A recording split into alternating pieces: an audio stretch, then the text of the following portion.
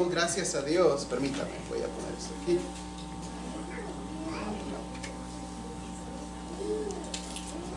Le damos gracias a Dios por esta oportunidad que Él nos ha concedido en esta preciosa mañana. Estoy bien contento de veras de poder estar aquí. Me siento muy honrado de parte del Señor y lo recibo de parte de Dios este gran privilegio. Es de veras hermoso poder verles a ustedes. Les agradezco a los pastores David y Miriam Fuentes por esta confianza, ¿verdad? Gracias por la amistad de tantos años, ¿verdad? También a sus líderes del Ministerio de Misiones que este año han servido, amén. Gracias a nuestra hermana Gladys, hermano Nacho, gracias por ambos también que tienen la cortesía de invitarnos y estamos contentos, amén. Es un privilegio verles a todos ustedes, amén. Y estaba viendo a Claudia también por allá, unos amigos de tantos años, hermana de mi hermano David, y a su mamá, y yo sé de que qué bendición, me siento muy feliz de verles y contento en esta preciosa hora. Gloria a Dios. Vamos a ir a la palabra del Señor. Vayamos al libro de los Hechos, por favor, capítulo 13. Hechos, capítulo 13. Gloria a Dios. Es un servicio misionero y queremos compartir esta palabra en el libro de Hechos, capítulo 13. Aleluya. Qué lindo, man, la frase que conocemos mucho acerca de misiones, que dice que misiones es el corazón de Dios. Pues el tema que le he puesto en esta tarde a esta palabra es: ministrando al Señor, conocemos el corazón misionero de Dios. Amén. Cuando ministramos al Señor, conocemos el corazón de Dios. Amén. Y el corazón de Dios es un corazón misionero. Dice la palabra del Señor, capítulo 13 del libro de Hechos, y versículo 1, vamos a ver hasta el 3. Dice la palabra en nombre del Padre, del Hijo y del Espíritu Santo. Había entonces en la iglesia que estaba en Antioquía profetas y maestros: Bernabé, Simón el que se llama Niger, Lucio de Cirene, Manaén el que se había criado junto con Herodes el tetrarca, y Saulo. Mire cómo dice aquí: ministrando estos al Señor y ayunando, dijo el Espíritu Santo: apartadme a Bernabé y a Saulo para la obra que los he llamado. Versículo 3. Entonces, habiendo ayunado y orado, les impusieron las manos y les despidieron. Vamos a orar. Gloria a Dios. Te damos gracias, Señor, en esta tarde, Señor, en este momento, Señor, por la palabra que ahora recibimos, Señor, de tu corazón, Señor. Y yo te pido, Padre, de que nos puedas hablar, Señor, Dios mío, con libertad, que nos hables, Señor, en este ambiente lindo que hemos tenido, Señor, Dios mío, donde hemos ministrado, Señor, tu corazón, donde hemos alabado y honrado tu nombre, Señor, donde hemos reconocido la importancia de las misiones, Señor. Gracias, Señor, porque todo lo que se ha hecho desde el principio, Señor, a este servicio, Señor, es importante, Señor, es valioso, es de agrado a ti, Señor. Ahora bendice este tiempo también de la palabra, Señor, que mientras escuchemos nuestros oídos estén atentos, Señor, porque como está escrito en tu palabra, Señor, es mejor prestar, dice tu palabra, atención a tu palabra que miles, Señor, de holocausto, Señor. Pero tú eres hermoso, Señor, así es que hónrate en este día en tu palabra, en el nombre de Jesús. Amén. Amén. Pueden sentarse, por favor. Gloria a Dios. Algo hermoso pasa cuando hay una iglesia que está ministrando al Señor. Amén. Gloria a Dios. Y yo veo de que hay un mover glorioso del Señor en el libro de los Hechos, el cual se repite en medio del pueblo de Dios siempre. Y es que yo puedo ver en Antioquía un modelo de la iglesia. Amén. Y yo creo que hoy vamos a aprender de la iglesia de Antioquía. Amén. Antioquía nació, de acuerdo al libro de los Hechos, nació por la pura misericordia de Dios. Amén. Se dice históricamente que Antioquía era una ciudad de Siria, una ciudad de refugio para la iglesia. O sea que era un lugar que estaba fuera de Israel, a 500 kilómetros de Jerusalén. Era una ciudad grande, rica, una ciudad de comercio, cosmopolita, una ciudad multicultural. tengamos una idea, era similar a Los Ángeles, donde hay de muchas culturas, mucho comercio. Es una ciudad muy grande, es una ciudad muy rica también. Y si vamos a Hechos, ahí mismo al capítulo 11, quiero que leamos del versículo 19 al 21. Y quiero que miremos en la palabra del Señor cómo es que nace la iglesia de hermanos de Antioquía. Dice la Biblia: ahora bien, los que habían sido esparcidos a causa de la persecución que hubo con motivo de Esteban, pasaron hasta Fenicia, Chipre y Antioquía, no hablando a nadie palabra, sino solo a los judíos. Pero entre ellos había unos varones de Chipre. Diga conmigo, varones de Chipre. Y de Cirene, los cuales cuando entraron en Antioquía, hablaron también ¿a quiénes, hermanos? A los griegos, anunciando el evangelio del Señor Jesús. Y la mano del Señor estaba con ellos en gran número, dice la palabra. Y dice, y creyó, dice la palabra del Señor, y se convirtió al Señor. Ahora yo quiero que vayamos más adelante. Dice la palabra del Señor.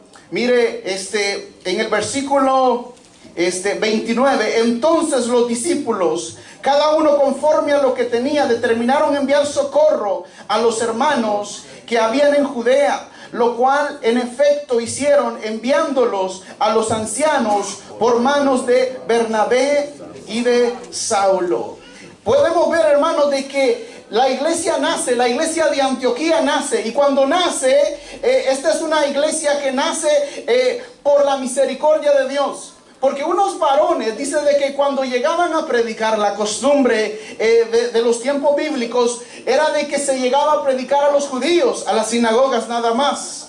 Pero los que eran gentiles, todo aquel que no era judío era considerado un gentil.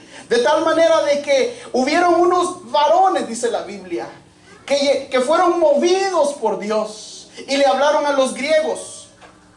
De tal manera de que ellos fueron también receptores del evangelio.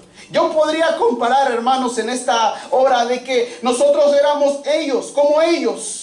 Un pueblo que fue alcanzado por gracia del Señor, ¿verdad? Porque nosotros todos somos gentiles en ese aspecto también.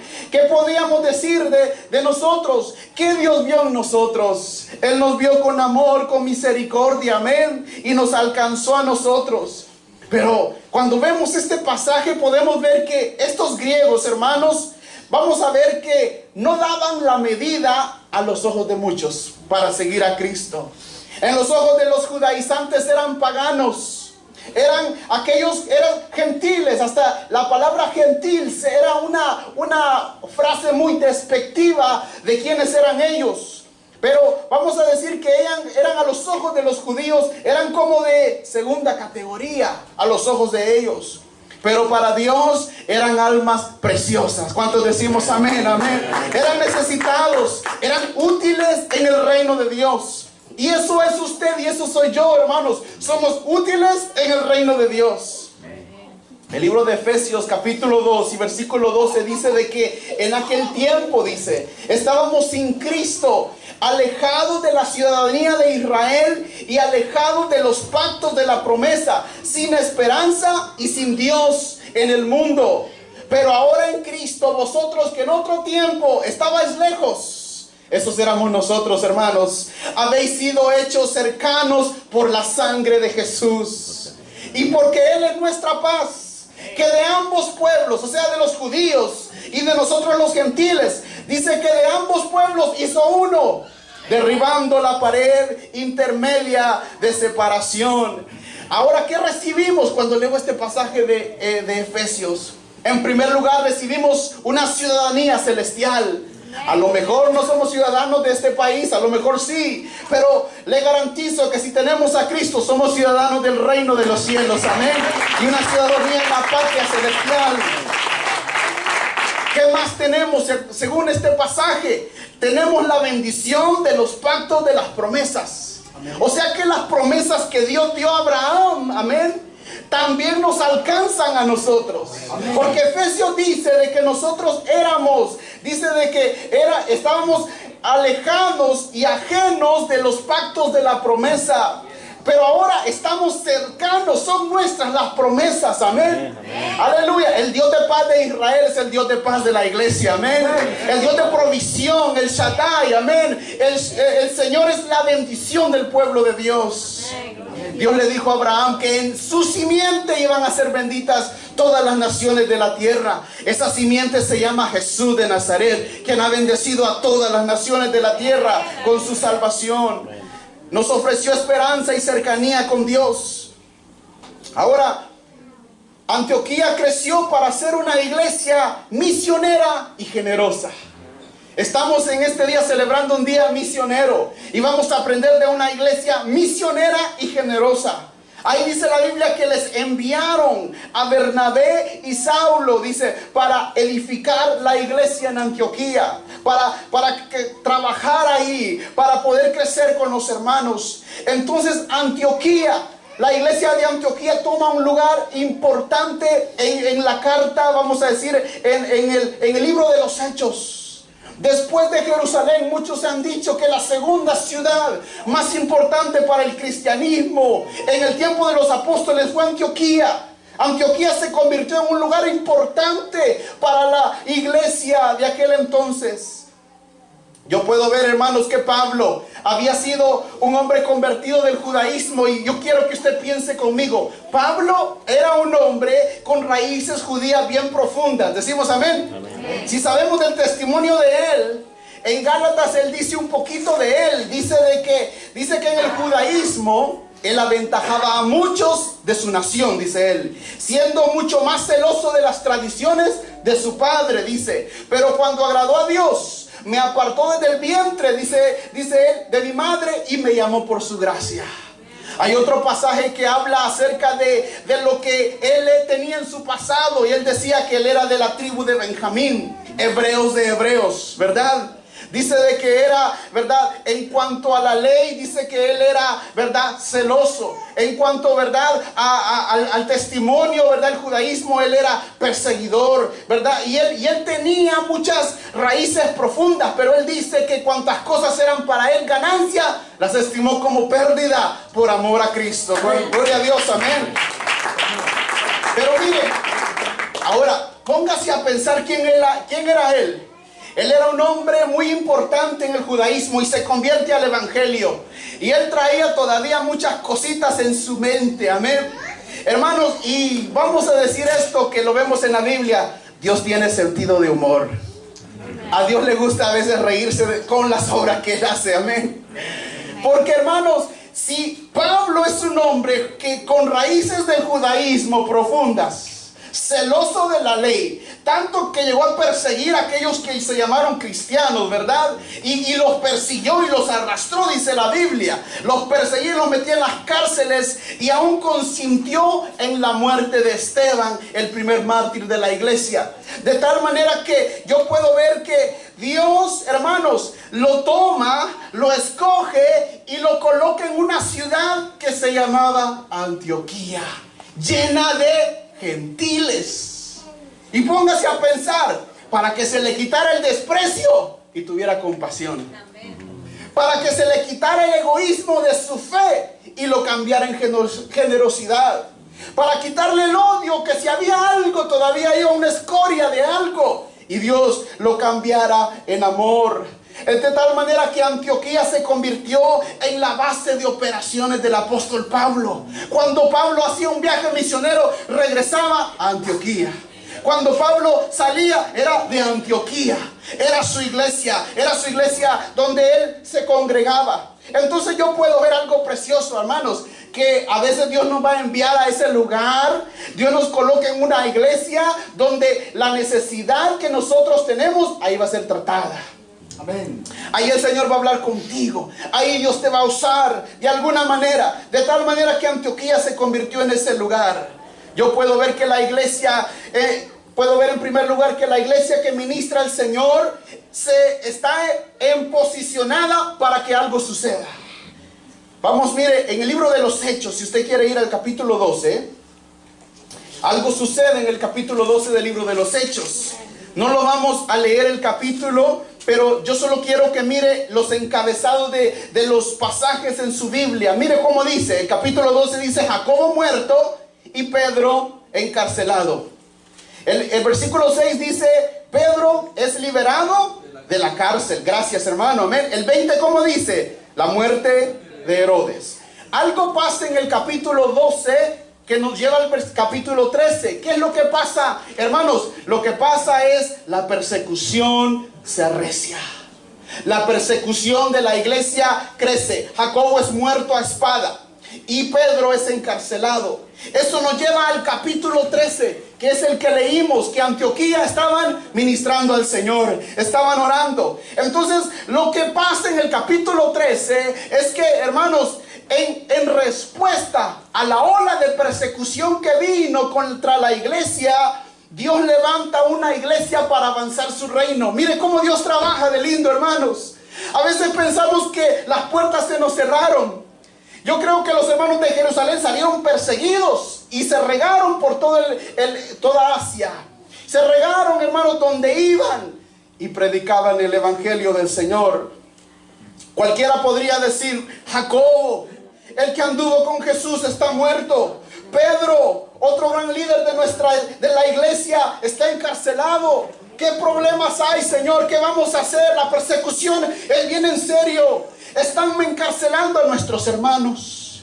Y Misiones se encarga, tiene algo que ver, hermanos, con eso, con hermanos que van a los lugares donde es difícil predicar el evangelio, a lugares donde el evangelio es cerrado, donde no hay libertades, donde no está, hermanos, la confianza aún en las personas que entran mismo a las iglesias, hermanos.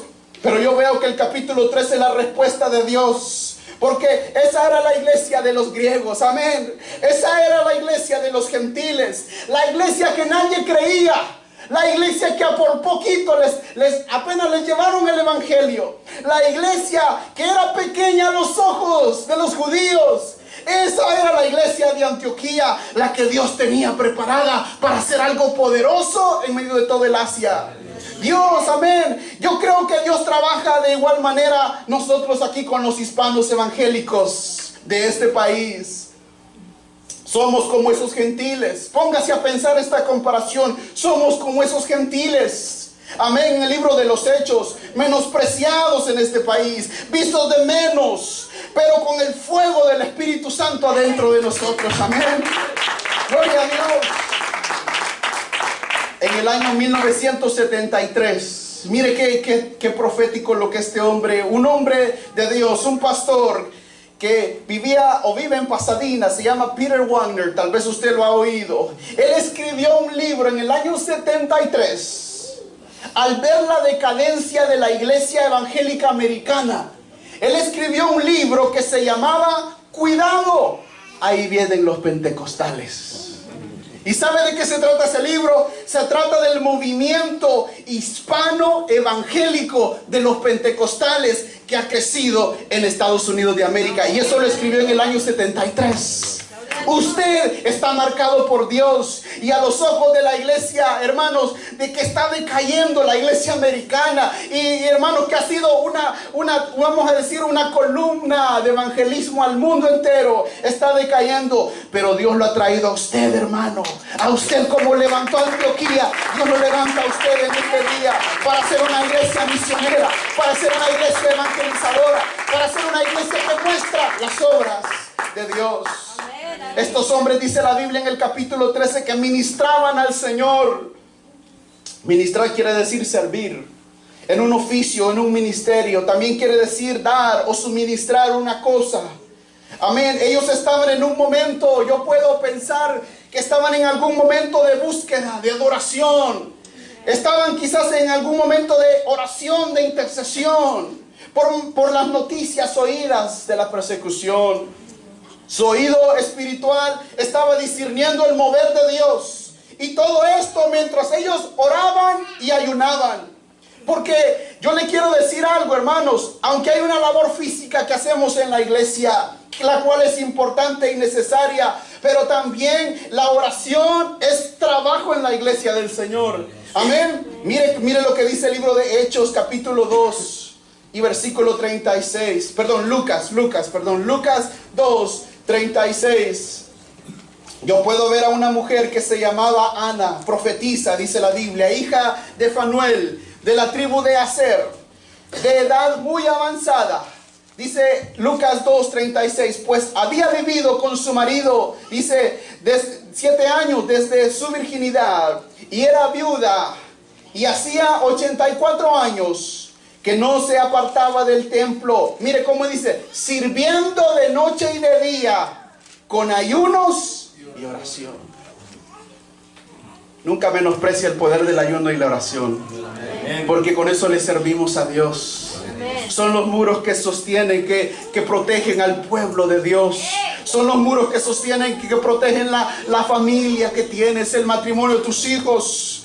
Dice que Ana, profetisa, servía de noche y de día con ayunos y oraciones. Está presentándose en la misma hora, daba gracias y hablaba del niño que todos esperaban, la redención de Jerusalén. Ella juntamente con Simeón, otro hombre de Dios, también anciano, estaba ahí y estaba seguro que no iba a morir de parte de Dios hasta que viera la salvación de Israel. Y ambos pudieron en sus manos ver y abrazar al niño Jesús, al bebé Jesús. Lo que yo puedo ver es que ellos estaban, hermanos, cuando nosotros estamos ministrando al Señor, el Señor nos posiciona para ver la mano de Dios.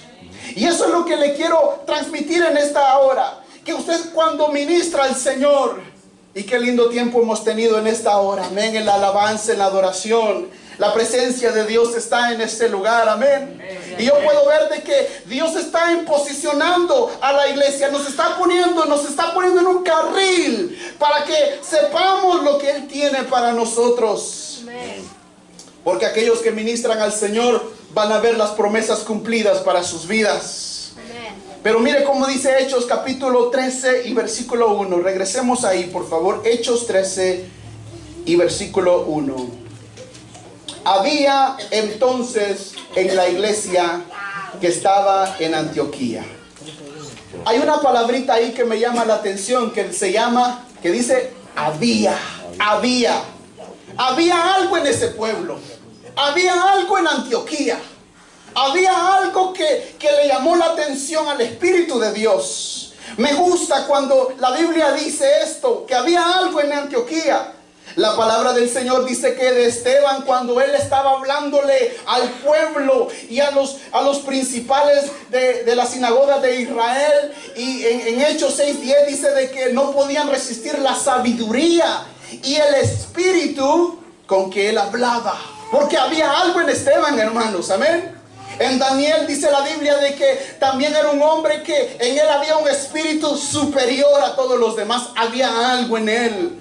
Ezequiel 36:26 dice que el Señor en la profecía de Ezequiel le dice: pondré mi espíritu dentro de ti y provocaré que camine a mi manera. Había algo en ellos. Mientras que haya algo en el pueblo de Dios, habrá un mover que lo va a posicionar a ver y actuar y a ver la mano de Dios, amén. Así como Dios les ha proveído un nuevo lugar, porque la iglesia se ha posicionado, porque la iglesia ministra a Dios, porque la iglesia está conectada con el corazón de Dios. Entonces Dios provee, Dios abre puertas, Dios toca corazones, Dios envía la bendición, amén. La Biblia dice que aún las riquezas de los impíos son guardadas para los hijos de Dios. O sea que Dios tocará gente, aleluya. A veces pensamos de dónde vendrá la provisión. Dios va a tocar a alguien, hermanos, de donde menos esperamos, para poder suplir la necesidad de su iglesia. Ese es el Dios que tenemos. Pero hay que saber posicionarnos en el tiempo, en el lugar y en la voluntad de Dios. No hay que estar en el mundo para estar perdidos. Tristemente en las iglesias hay muchas personas no perdidas, pero desubicadas, no encarriladas en lo que Dios quiere para su vida. Hoy es tiempo de encarrilarnos, hermanos, amén. Hoy es tiempo de unirnos a lo que Dios quiere hacer en la iglesia, aleluya. Qué lindo es trabajar unidos. Qué lindo es ver algo que no era y lo vemos terminado después, ¿verdad? Qué lindo es comenzar algo juntos y terminarlo juntos para el Señor. Qué lindo es tener algo donde nuestros niños, nuestros jóvenes puedan estar mejor, ¿verdad? Qué lindo, eso es lo que Dios quiere. Dios se agrada en que su iglesia crezca y que pueda la obra del Señor prevalecer. Entonces Dios da una dirección que te ubica, que te encarrila a su propósito. La palabra del Señor dice que había en la iglesia, pero ¿qué era lo que había, hermanos? Habían profetas y maestros. Bernabé, Simón, el que se llama Niger, dice Lucio de Cirene, Manaén, el que se había criado junto con Herodes, el tetrarca, y Saulo. En segundo lugar, lo que le quiero decir, que la iglesia que ministra al Señor crece en espíritu, en madurez y en búsqueda de Dios. Tenemos que crecer, hermanos. Donde Dios mueve la iglesia oasis de salvación, vamos a crecer en madurez, en búsqueda y en espíritu. Amén. Vamos a crecer en el nombre del Señor. La Biblia menciona 5 hombres aquí, 5 hombres. Bernabé, dice Simón, Lucio, Manaén y Saulo. Y todos dicen que eran hombres. Algunos han dicho de que Bernabé, Simón y Lucio eran los profetas. Manaén y Saulo eran los maestros. Pero no importando, todos eran hombres llenos de la palabra, llenos de fe, llenos de autoridad y llenos de la presencia de Dios. Pero yo puedo ver un grupo ya muy espiritual, pero lo suficientemente sencillos para buscar a Dios en ayuno y en oración. Gloria a Dios. Recuerda que en Dios tú no eres demasiado pequeño para hacer cosas grandes, ni tan grande para hacer cosas pequeñas. Yo veo que el número 5 se conoce en la teología como un número de gracia, el número de la gracia de Dios. 5 panes multiplicó el Señor y alimentó a miles. 5 piedras tomó David de un río para pelear contra Goliat, y fue la gracia de Dios que lo derrotó. 5 ingredientes hay en la unción que Dios ordenó a Moisés, la unción en la cual iban a ungir al pueblo de Israel. 5 ministerios, dice Efesios, que hay. Yo veo la gracia de Dios, porque todo eso es gracia, proviene de Dios, no de nosotros. De tal manera que yo veo 5 hermanos ahí, un grupo mixto, pero unidos. Yo veo el balance entre el mover de Dios, lo profético, y la palabra, los maestros. Yo veo que hay hombres que están con los ojos en el cielo, pero con los pies en la tierra también. Veo hombres que habían aprendido a caminar unidos. Y como iglesia necesitamos aprender a caminar unidos. Amén. Unidos al paso de Cristo, al paso de nuestros pastores, al paso, hermanos, que el Señor nos lleva. Respetaban las diferencias de los ministerios, sobrellevaban sus debilidades y defectos. Eran humanos, eran imperfectos, no lo dudamos, pero vivían con sabiduría. Y esa sabiduría les enseñaba a callar cuando había que callar, a decir cuando había algo útil y necesario para la edificación. Una vez se dice que un hombre estaba martillando en un lugar. Y esta es una anécdota, de tal manera que el clavo le miró al martillo y le dijo: ¿por qué me pegas tanto? Todo el tiempo pegándome, ¿verdad? Y iba recibiendo los golpes. El martillo le contestó y le dijo: no soy yo, es el maestro el que me toma en sus manos. Y con sus manos, cuando me toma, me hace que te golpee. Y el clavo le dice al martillo: ¿y qué es lo que está haciendo el maestro? Dice que está haciendo una hermosa iglesia y nos necesita para hacerla juntos. Entonces, hermanos, aquel clavo dijo: bueno, aunque me duele, entonces, si es una iglesia, no importa, que me siga usando para su gloria. Amén. Yo creo que nosotros necesitamos crecer en madurez, hermanos, en espíritu y en búsqueda. Y esto lo obtenemos cuando ministramos al Señor.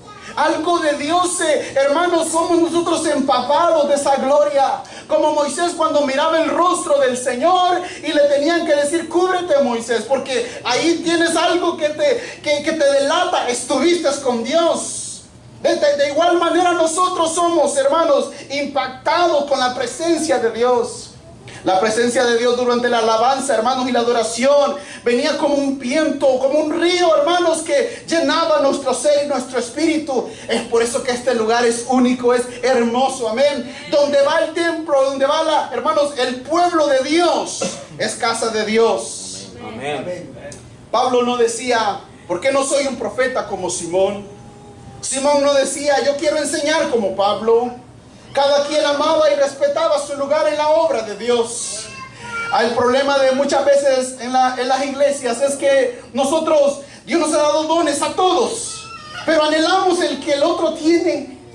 Anhelamos el que la otra persona tiene, en lugar de honrar los dones de los demás, respetarlos, reconocer sus lugares, reconocer los talentos y las gracias y el favor y los ministerios que Dios ha dado, y ver que todos son útiles. Y lo que Él tiene, yo no lo tengo, pero lo que Él no tiene, yo sí lo tengo. Y somos un cuerpo que unidos caminamos juntos de la mano del Señor. En tercer lugar, la iglesia que ministra al Señor reconoce que tiene un llamado, una comisión y un propósito que cumplir. Aleluya. Mire, la Biblia dice que el Señor habló y dijo en el versículo 2 que ministrando estos al Señor y ayunando, dijo el Espíritu Santo, apartadme a Bernabé y a Saulo para la obra que los he llamado. Entonces, cuando ellos ministran al Señor, Dios tiene un llamado y una comisión y un propósito que cumplir. Pablo y Bernabé habían sembrado en Antioquía por muchos años, pero en respuesta a los vientos de la persecución que había afuera, Dios movilizó su ejército. Dios llama a sus valientes. Dios mueve a sus hijos para actuar. Dios tiene un plan siempre. El enemigo piensa que nos acorraló. El enemigo piensa que cerró las puertas para nosotros y Dios abre una más grande. Dios usa más gente, aleluya. Dios mueve a sus hijos para actuar. Porque hay un tiempo para orar, pero otro para accionar, amén. Hay un tiempo cuando alabamos, pero hay otro donde servimos. Hay un tiempo para recibir, y Dios pone en tus manos cosas y talentos y dones y aún recursos. Hay un tiempo de recibir, hay otro tiempo de dar, de soltar. Hay un tiempo de aprender y aprendemos. Pero hay otro tiempo donde Dios te dice, es tiempo de enseñar. Hay un tiempo para llenarse y otro para desvaciarse en la gente, para dar a la gente, para uno poder ministrar a la gente, ayudar a la gente, aconsejarlos. El ministerio al Señor, hermanos, te unifica con tu llamado. El ministrar al Señor te unifica con tu llamado. Cuando ellos estaban ministrando al Señor, Dios vino y agarró el llamado apóstol a los gentiles y lo coloca en estos varones. En Pablo lo coloca en ellos. O sea que cuando ministramos al Señor, nos unificamos con el llamado de Dios. Nos identificamos, lo comenzamos a discernir, lo comenzamos a oír. Y ahora viene la parte tuya, necesitamos obedecer el llamado del Señor. Necesitamos responder al llamado del Señor. Yo creo que los llamados no han detenido. Dios sigue llamando gente. Dios sigue llamando evangelistas, pastores, maestros. Dios sigue llamando gente que sirve en la casa de Dios. Pero lo que ha menguado es la respuesta de la gente hacia Dios. Lo que ha menguado es gente que con valentía le dice a Dios, heme aquí. Jonás huyó de su llamado hasta que ya no pudo más huir. Y Dios lo encontró en el fondo del mar. Y ahí se arrepintió y se acercó a Dios. Pedro reconcilió con su llamado al arrepentirse después que le había negado.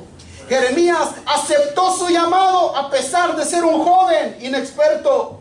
Moisés, se le acabaron las excusas delante de aquel que dijo, ¿quién hizo la lengua? ¿Quién hizo la boca? Fui yo. Se le acabaron las excusas a Moisés. Josué solo necesitaba esforzarse y ser valiente para cumplir su llamado. Dios conocía lo que Josué carecía, quizás era temor. Por eso Dios le dice repetidas veces en Josué 1, esfuérzate y sé valiente, esfuérzate y sé valiente, solamente esfuérzate y sé valiente. Muchos aquí saben su llamado, conocen que Dios los ha llamado, conocen que Dios no los quiere en una condición, Dios los quiere en acción, que es tiempo de hablar, es tiempo de sembrar. El problema es que podemos convertirnos como en aguas estancadas. Si no damos, hermanos, no vamos a recibir. Se dice que el mar muerto que está en Israel se le llama mar muerto porque no tiene movimiento. No hay movimiento, no da el mar, ¿verdad? A los ríos, no sale ni tampoco recibe. Y se ha convertido en un mar muerto, el mar salado. Yo puedo ver que Gedeón pidió confirmación y señales para cumplir su llamado. Pero yo también veo a Leví, que dejó la mesa de los impuestos. Cuando Jesús lo vio, lo llamó, y la Biblia dice, y dejándolo todo, lo siguió. ¿Se imagina, hermano? La mesa ahí, el dinero, sus transacciones. Jesús lo mira y le dijo, sígueme.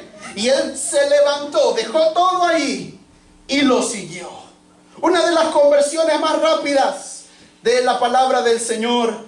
Ahora, no somos los únicos que han batallado entonces con el llamado. Todos aquí en la Biblia, los que leímos, batallaron con el llamado de Dios, batallaron con el servirle a Dios. En algún momento usted y yo, aún estando en el ministerio, batallamos con eso también. Pero la iglesia necesita ministerios de transformación, amén. Ministerios de impacto, ministerios llenos de amor. Hombres y mujeres tocados por Dios, llenos de la palabra, llenos de oración, llenos del Espíritu Santo de Dios. Personas vacías de sí mismas, pero llenas de Dios. Entonces la transformación llegará a nuestra comunidad, amén. Llegará a nuestras familias y a nuestros hijos. Me recuerdo una historia que leí, algo histórico. En el año 1910 hubo un hombre que se llamaba H.C. Ball. Él recibió a Jesús cuando tenía 14 años en una iglesia presbiteriana. No conocían el mover del Espíritu de Dios. Un día este hombre escuchó a un misionero de Venezuela e inmediatamente se sintió llamado por alcanzar a los latinos inmigrantes que trabajaban en los campos de Ricardo, Texas. Es una ciudad que está en Texas, se llama Ricardo. Y él no hablaba español, pero él sintió una carga por hablarles a ellos. En su primera reunión, cuando él los convocaba, él solo les decía en español, domingo por la tarde, escuela. Es todo lo que él decía. Domingo por la tarde, escuela. Es todo lo que él sabía de español. Su primera reunión llegaron 2 personas y los puso a leer la Biblia en español a ellos. Pero un día, en esos años, 1910, ahí llegaron los pentecostales a su ciudad. Y él no creía en el movimiento pentecostal, no creía en el mover del Espíritu Santo de Dios. Entonces él dijo como pastor, él dijo, voy a ir a esa reunión que tienen en esa tienda, porque antes ponían tiendas grandes y hacían reuniones, a esa campaña, y me voy a ir a reírme de ellos, así dijo él. Cuando él llegó esa noche, el Señor lo bautizó con el Espíritu Santo. Cuando regresó a su iglesia, que ya tenía 9 miembros mexicanos, dice de que él llegó y él con esa presencia, con ese bautismo, es algo que no conocía en su caminar como cristiano, aunque era pastor y conocía la palabra, pero cuando entendió y experimentó la presencia del bautismo en el Espíritu Santo, aquel hombre oró por los 9 miembros que tenía y todos fueron llenos del Espíritu Santo de Dios. Y muchos se sintieron llamados a predicar en las calles, en el parque, en las escuelas, en los salones, aún debajo de los árboles. Y se convirtió en la primera iglesia de hispanos pentecostales en Estados Unidos de América. Y cuando aprendemos, hermanos, a buscar y a ministrar a Dios, habrá un momento donde todo es rendido a sus pies, como cantábamos temprano, donde rendimos, donde no hay lugar más grande que estar a sus pies. Entonces, en conclusión, podemos decir que Dios nos llama a ser salvos, pero también Dios nos llama a prepararnos. A otros Dios los llama a trabajar en la iglesia, a buscar, a ministrar el corazón de Dios en una manera más profunda. ¿Qué necesitamos hacer entonces en este día, hermanos? Dios llama a la iglesia, hermanos, y yo no los conozco a todos, pero yo sé que Dios le puede hablar en este día y le ha hablado en este día. A lo mejor alguien en este día, y con esto concluyo, necesita levantarse una vez más. Miren el capítulo 14 y en el versículo 19, 20 y 21. La palabra del Señor dice que Pablo sale en su viaje misionero. Acuérdense que Pablo salió de Antioquía y sale a predicar el evangelio. Y en ese viaje misionero donde él sale, él hizo varios viajes misioneros. Y en uno de esos viajes que él sale, la palabra del Señor dice que él llega a una ciudad que se llama Listra. Y en esa ciudad dice de que él tiene un encuentro, hermanos, con un hombre que estaba, dice la Biblia, que estaba enfermo, estaba cojo de sus pies. Él ora por aquel hombre para ser sanado y lo levantó, dice, de su mano derecha y él le dijo, levántate, y aquel hombre saltó y anduvo. Y la gente se maravilló en Listra. Entonces, como eran paganos, dice la Biblia de que los sacerdotes que estaban ahí, dice de que dijeron, oh, Bernabé, le comenzaron a llamar Júpiter, porque era un hombre muy grande, muy fuerte y así. Y a Pablo le llamaron Mercurio, porque era un hombre que hablaba mucho. Y entonces comenzaron a distorsionar el mover de Dios. De tal manera de que Pablo y Bernabé dicen que rascan sus vestidos y le dicen, no hagan esto. Nosotros no somos dioses para que nos adoren, adoren a Dios. Y comenzó una gran confusión ahí. De tal manera que se metieron los judaizantes. De tal manera de que movieron a la gente en la confusión a que vinieran y dañaran a Pablo y lo apedrearan. Y eso es lo que hicieron. Mire cómo dice el versículo 19, capítulo 14. Entonces vinieron unos judíos de Antioquía y de Iconio y persuadieron a la multitud, y habiendo apedreado a Pablo, le arrastraron fuera de la ciudad pensando que estaba muerto. Pero rodeándole los discípulos, se levantó y entró en la ciudad, y al día siguiente salió con Bernabé para Derbe. Y dice la palabra del Señor, y después de anunciar el evangelio en aquella ciudad y de hacer muchos discípulos, volvieron a Listra, a Iconio, y últimamente regresaron a Antioquía. Pero yo quiero detenerme en este cuadro de aquí, porque el pasaje va muy rápido para entender todo lo que pasó allí. Pero yo le quiero decir en este día, y con esto concluyo, alguien en este día necesita levantarse una vez más. Amén. Alguien necesita en este día levantarse una vez más de donde usted está. No sé lo que usted ha pasado en su vida, no le conozco, pero Dios conoce de que a veces en la vida pueden venir tropiezos a nosotros. A veces en la vida, aún sirviéndole al Señor como Pablo, vienen tropiezos a nosotros. A veces vienen, como en el aspecto que le tiraron piedras, vienen los golpes, y no piedras físicas, pero puede venir la crítica, el ataque verbal, puede venir la acusación, y esto viene a dañarnos. Pero venga a ver este cuadro conmigo. La Biblia dice que le rodean a Pablo y lo agarran a pedradas. Y la Biblia dice, hermanos, que lo dejaron casi muerto.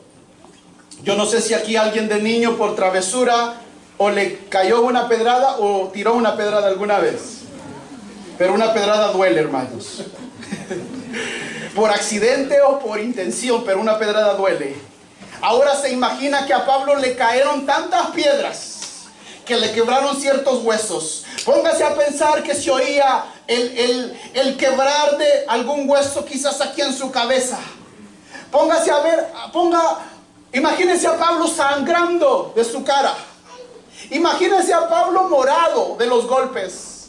Imagínense que le pegaron una pedrada en la espalda, que le dolió algún órgano y quizás hasta sangró por adentro. La Biblia dice de que lo dejaron por muerto. Lo arrastraron y lo sacaron de la ciudad, de tal manera de que dijeron, ahí que se muera. Pero él había hecho algo. Él había sembrado en los hermanos. La Biblia dice que los hermanos lo rodearon. Ahí lo leímos, lo rodearon.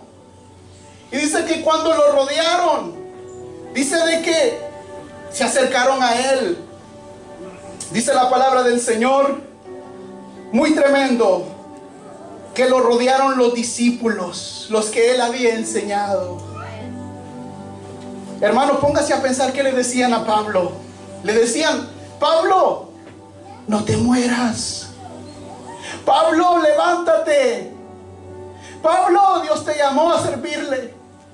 Pablo, no te quedes ahí.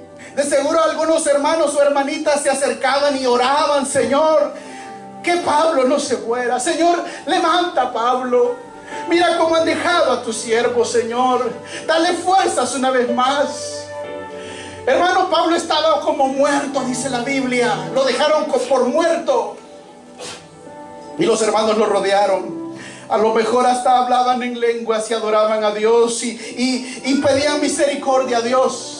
Y de repente la Biblia dice, y levantándose, dice la Biblia, al día siguiente, yo no sé si para ustedes eso no es un milagro, pero Dios lo levantó de la muerte a Pablo, amén. Dios lo levantó de la muerte a Pablo. Muchos teólogos dicen de que hay un pasaje también, hermanos, en sus cartas que él dice, yo conozco un hombre que fue llevado al tercer cielo. Y dice, y le mostró cosas inefables, no dadas a los hombres dar. Dice que, y esa experiencia, esa hablaba Pablo de él mismo, que él fue arrebatado al tercer cielo. Muchos teólogos dicen que ese pasaje se refiere a ese momento cuando Pablo está muerto. Está su vida ahí acabada, en su primer viaje misionero. Y parecía que ya todo había terminado para él. Pero los hermanos se unieron. Hicieron oración por Pablo y el siguiente día se levantó. No solo se levantó, regresó a la ciudad donde lo habían apedreado. Regresó a Derbe. Regresó con ánimo, dice la palabra del Señor, a Listra, a Iconio. Y luego regresó a su ciudad donde lo habían recibido los gentiles, Antioquía. Dios le dice a alguien en esta hora, levántate. Levántate a pesar de los golpes, levántate. Yo estoy contigo. Lo que para los gentiles o aquellos paganos había sido la muerte de Pablo, para Pablo fue una revelación del cielo. Amén. Una revelación que lo marcó para siempre, que dijo cosas que ojos no vio, ni oído oyó, ni han subido a la imaginación del hombre, son las que Dios tiene preparado para los que le aman. Él pudo entender la grandeza de Dios. Póngase de pie en esta hora, aleluya. Y mientras el piano suena, muchas gracias, hermano, aleluya.